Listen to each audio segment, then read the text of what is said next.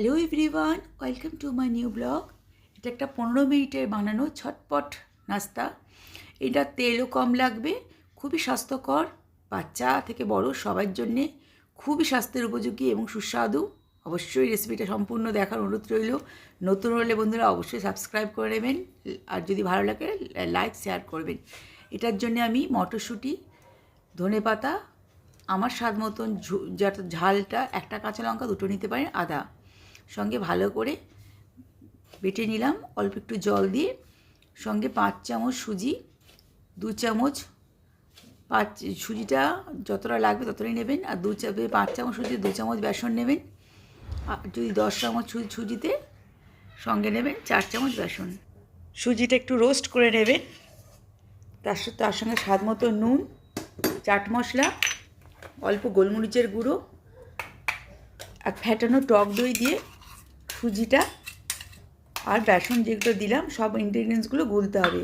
আর যেটা আমরা মিক্সারে গ্রাইন্ড করে রেখেছিলাম পেস্টটাও দিয়ে দিলাম। তার সাথে সবার লাস্টে স্বাদ মতন ব্যালেন্স করে দেখবেন, একটু লবণ থাকলে লাগলে দিয়ে দেবেন। আমার এখানে লেগেছে তাই দিয়েছি।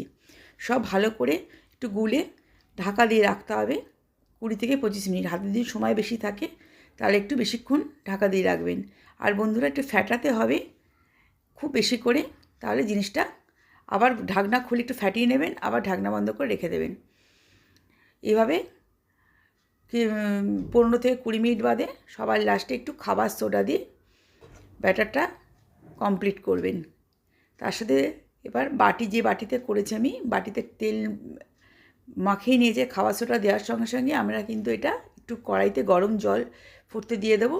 তার সঙ্গে আমি 3টে বাটি নিয়েছি, 3টে বাটি দেওয়ার মতনই 5 চামচ সুজিতে আমি তৈরি করেছিলাম, এই জন্যে পরিমাপটা আমার সঠিক আছে। এভাবে আমি 1 হাতা করে 3টে বাটিতে দিয়ে দিলাম।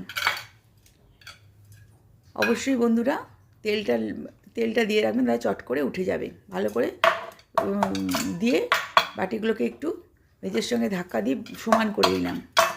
এবার 3টে বাটিতে দিয়ে আমি এখানে গরম করতে দিয়ে দিচ্ছি কড়াইতে গরম জলে অল্প একটু জল দিয়েছি। এটা গরম হলে তবে সেটা দেবেন, বাটিগুলোকে বসাবেন।